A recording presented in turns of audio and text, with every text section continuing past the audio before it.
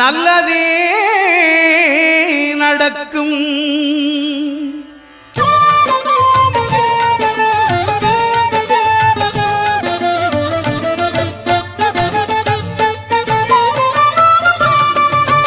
ஒன்பது கோளும் ஒன்றாய் காண அங்கு கற்பகம் என்னும் கடவுளின் மெய்யில் ஒன்பது கோளும் ஒன்றாய் காண அங்கு கற்பகம் என்னும் கடவுளின் மெய்யில்